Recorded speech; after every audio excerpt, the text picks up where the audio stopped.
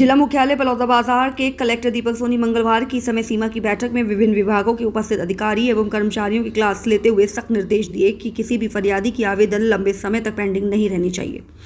समय सीमा के भीतर हर फरियादी की समस्याओं का निराकरण होना चाहिए। नहीं होने पर संबंधित विभाग के अधिकारियों एवं कर्मचारियों पर गाज गिरना तय है।